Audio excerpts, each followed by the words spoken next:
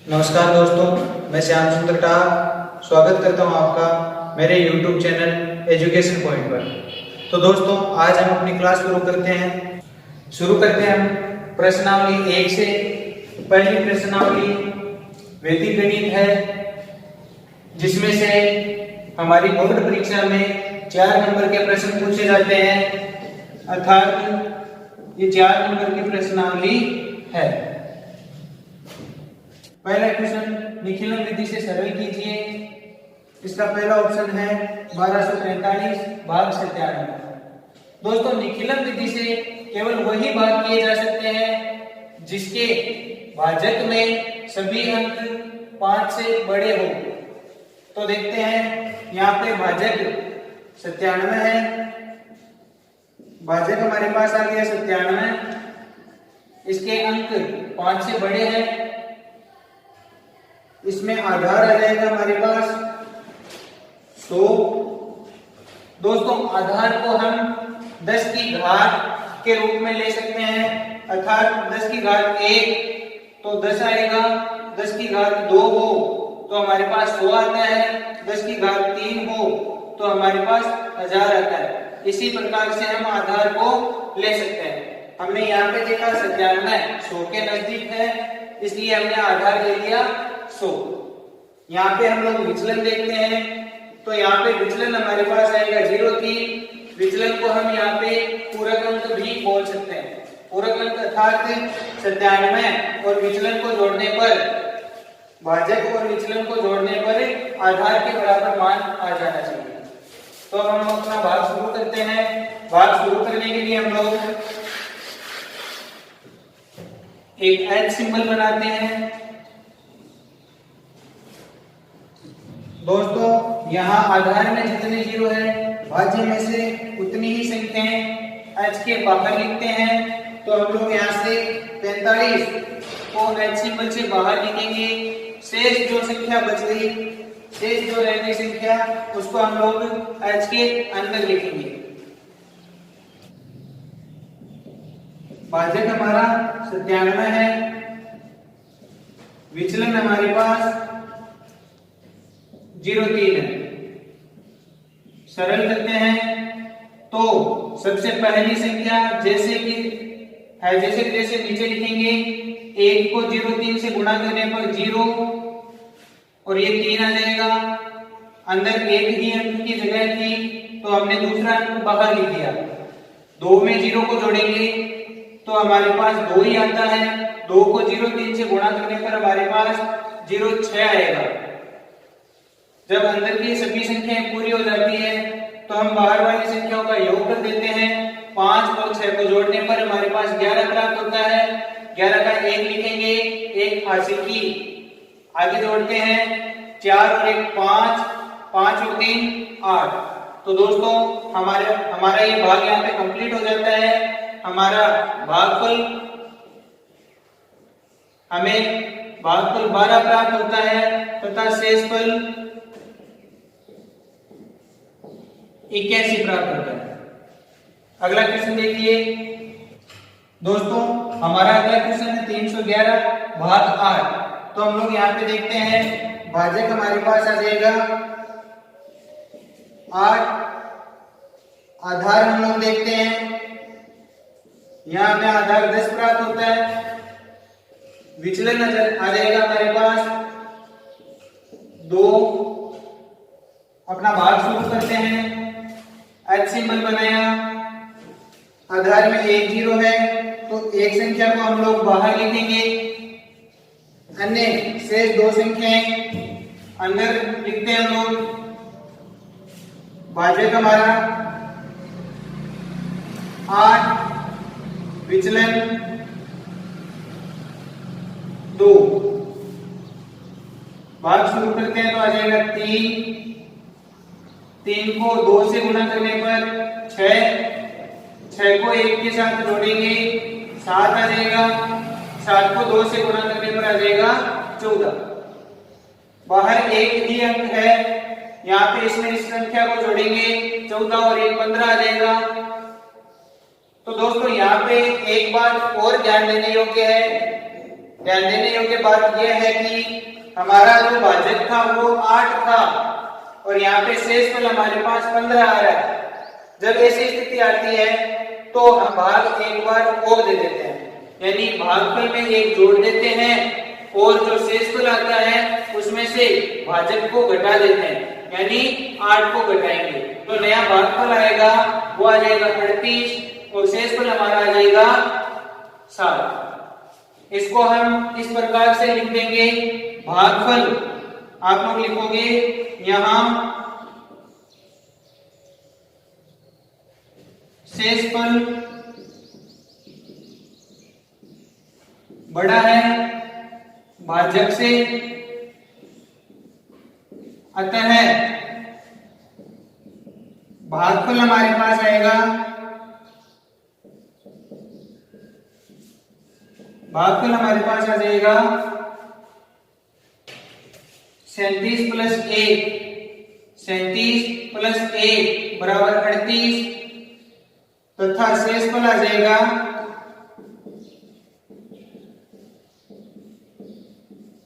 15 minus का 8 यानी कि 7।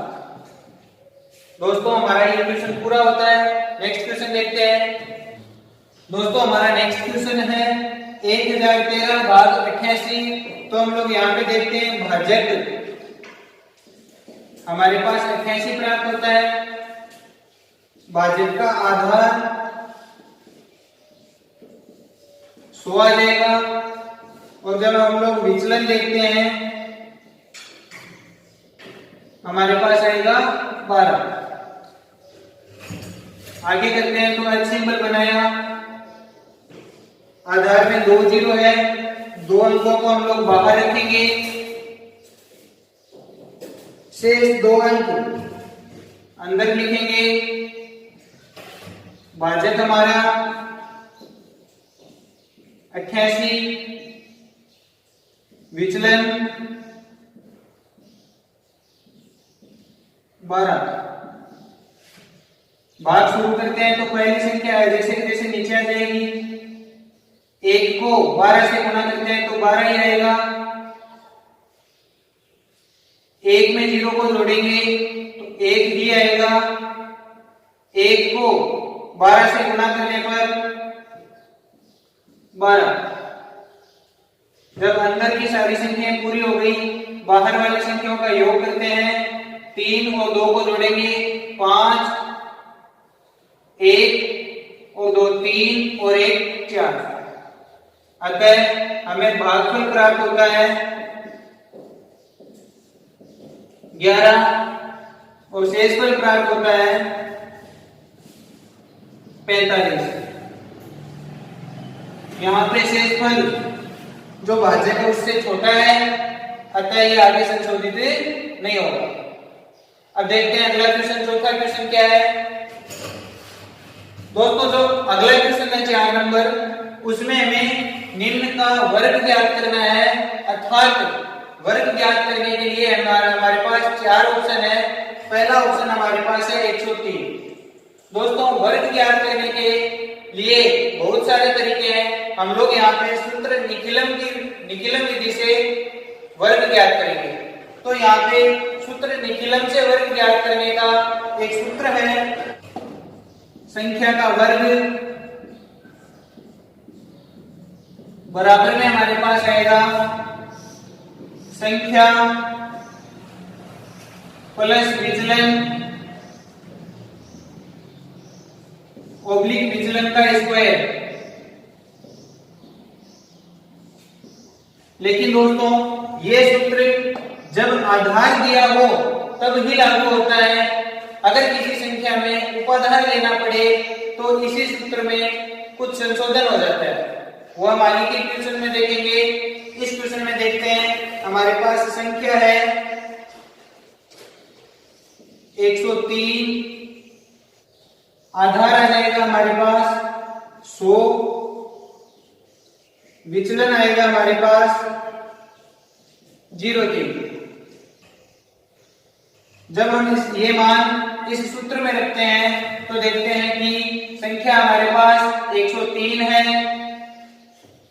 विचलन विचलन हमारे पास आया 0.3 और विचलन का स्क्वायर करते हैं तो 0.3 का होल स्क्वायर। सरल करते हैं, 103 में 3 जोड़ते हैं तो 106, 0.3 का वर्ग करने पर आएगा 0.9। आधार में 2 जीरो है तो हम ओब्लिक के उधर 2 अंकों को रखेंगे, इधर 2 ही अंक है तो दोनों को रखेंगे 9, 0, 6, 0 और 1। तो दोस्तों हमारे पास 103 का वर्ग आ जाता है 10,609। अगला क्वेश्चन देखते हैं। दोस्तों अगला क्वेश्चन हमारा है 95। तो इसको सरल करने के लिए हम लोग देखते हैं संख्या हमारे पास 95 है, आधार आएगा 100 और विचलन हमें प्राप्त होगा 0.5।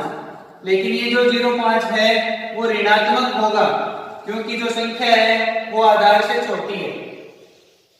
हम लोग यहाँ पे सूत्र लगाते हैं तो देखिए संख्या का वर्ग बराबर में आएगा संख्या प्लस विचलन ओब्लिक विचलन का स्क्वायर। सरल करते हैं, संख्या 95 है, 95 का वर्ग ज्ञात करना है हमें। संख्या 95 प्लस माइनस का 0.5 ओब्लिक लगाएंगे और माइनस 0.5 का होल स्क्वायर।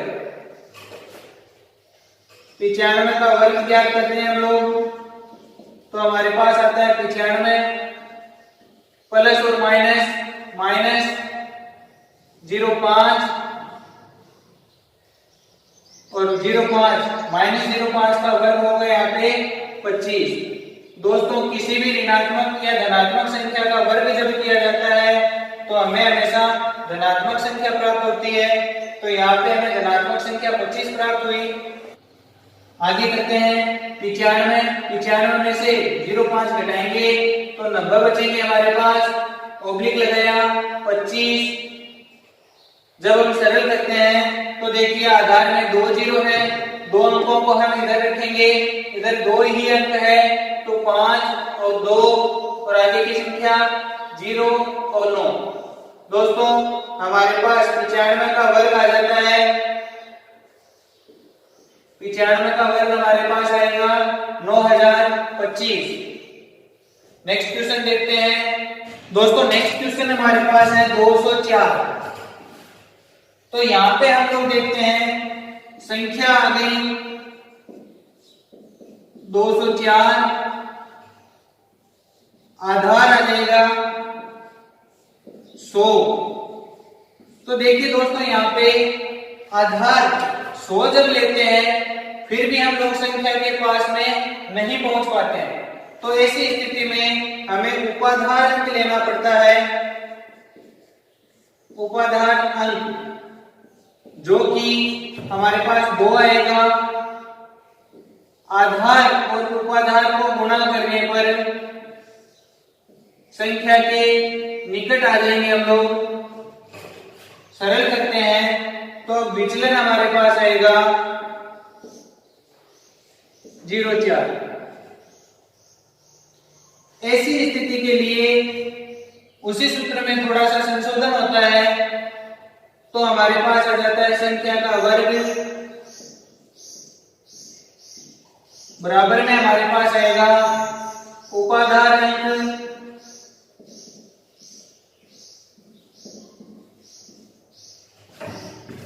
कोष्टक संख्या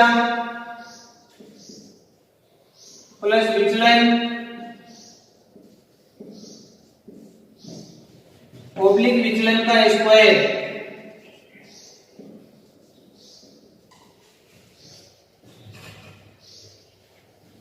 मान रखते हैं हम लोग संख्या का स्क्वायर यानी 204 का स्क्वायर बराबर में हमारे पास आएगा उपाधार अंक। उपाधार अंक हमारे पास है 2 कोष्टक संख्या 204, विचलन 04, ऑब्लिक लगाया और 04 का वर्ग करेंगे। तो दोस्तों देखिए 204 का वर्ग बराबर में हमारे पास आता है 2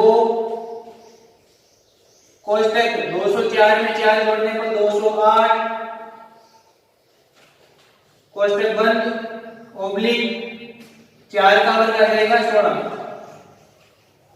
आगे से रख करते हैं तो 2 को 208 से गुणा करने पर 416, ऑब्लिक आ जाएगा 16।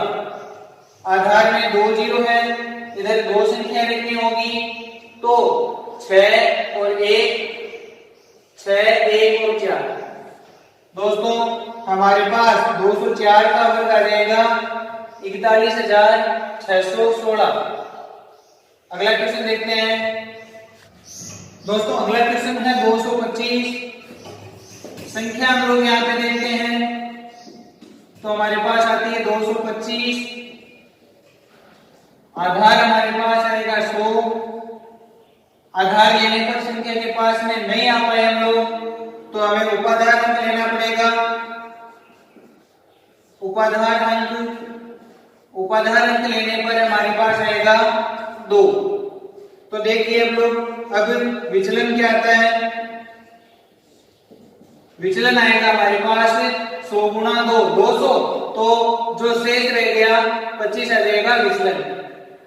सरल करने के लिए सूत्र लगाते हैं, संख्या का स्क्वायर बराबर में उपाधान अंक कोष्टक संख्या प्लस विचलन ऑब्लिक विचलन का स्क्वायर।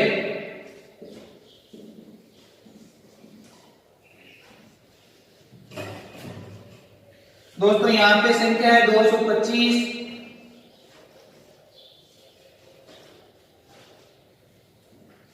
उपाधान अंक हमारे पास 2 है, संख्या 225 प्लस विचलन 25, ऑब्लिक लगाया 25 का वर्ग,